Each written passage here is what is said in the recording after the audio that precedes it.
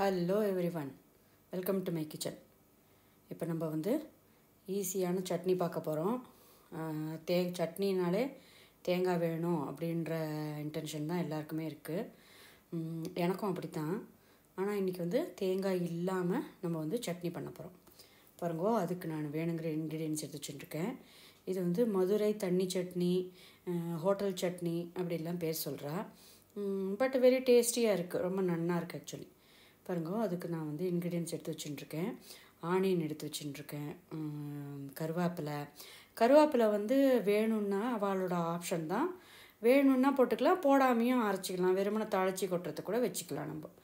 நான் வந்து 3 வரமிளகாவும் எடுத்து வச்சுட்டுருக்கேன், பச்சை மிளகாவும் எடுத்து வச்சுட்டுருக்கேன், இஞ்சி எடுத்து வச்சுட்டுருக்கேன்.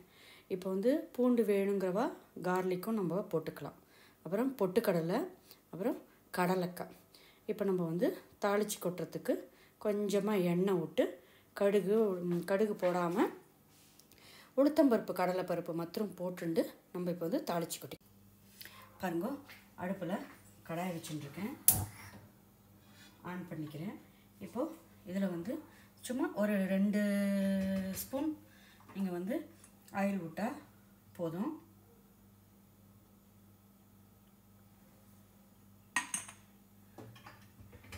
இப்போது இதில் வந்து நம்ம கடுகு போட்டுக்க போகிறதில்ல. நம்ம வந்து உளுத்தம்பருப்பு 1 ஸ்பூனு 2 ஸ்பூன் போட்டுக்கிறோம். உங்களுக்கு வேணுங்கிற குவான்டிட்டிக்கு தகுந்த மாதிரி தான் நீங்கள் மெஷர்மெண்ட்டு. இது வந்து கண்டிஷனான மெஷர்மெண்ட்லாம் எதுவுமே இல்லை. கடலைப்பருப்பு போட்டுருக்கேன். இதை கொஞ்சம் நல்லா ஃப்ரை பண்ணிக்கலாம். நம்ம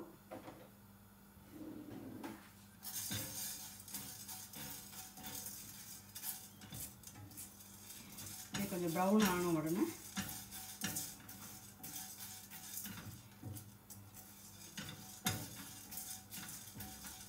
கொஞ்சம் ப்ரௌன் ஆகட்டும்.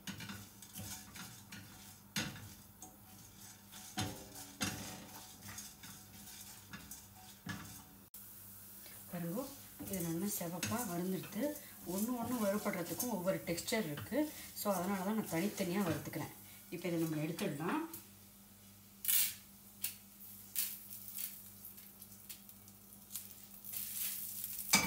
இதே இதுலேயே இந்த பொட்டுக்கடலையும் கடலைக்காவையும் போட்டுக்கிறேன். இது ரெண்டும் ஜஸ்ட்டு சூடு ஏறினா கூட நமக்கு போதும் தான், வறுக்கணும்னு அவசியம் இல்லை. பிகாஸ் ஆல்ரெடி இது வந்து ரெண்டுமே வந்து ரோஸ்டட் தான் இது. ஸோ நமக்கு சூடு ஏறினாலே போதுமானது இது. பாருங்க, இதுவே போதும். இதையும் எடுத்துடலாம் நம்ம.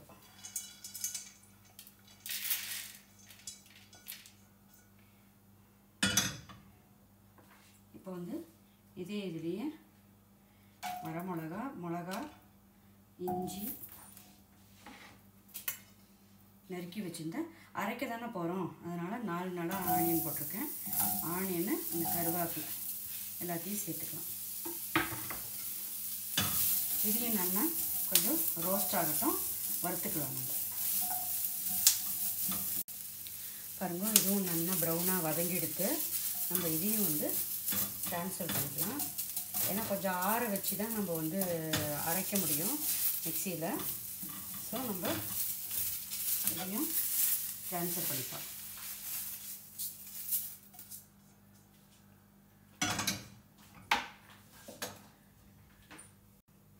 இது இப்போ நல்லா ஆறட்டும்.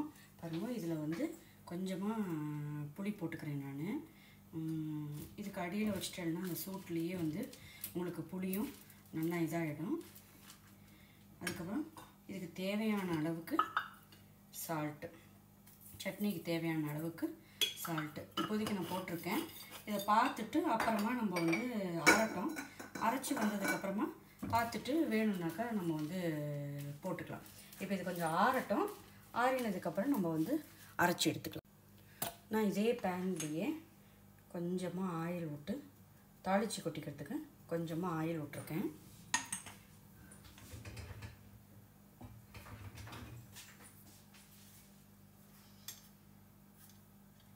கடுகு,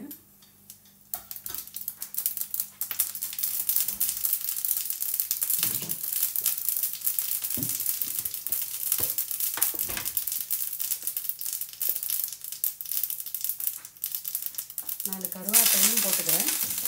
எதுக்குன்னாக்கா அப்போ தான் வந்து நம்ம என்னதான் இருந்தாலும் கருவேப்பிலை போட்டிருக்கோம், போட்டு அரைக்கிறோம். இருந்தாலும் இதில் வந்து தாளித்து கொட்டுறதில் போட்டால் இன்னும் டேஸ்ட்டாக இருக்கும். பாருங்க, நம்மளோட ஹோட்டல் சட்னி, மதுரை தண்ணி சட்னி ரெடி ஆகிடுது. இந்த கலரில் இருக்கிறதுக்கு ரீசன் வந்து உங்களுக்கு வரமிளகா போட்டிருக்கிறதுனால ரொம்ப டேஸ்டியாக இருக்கும்.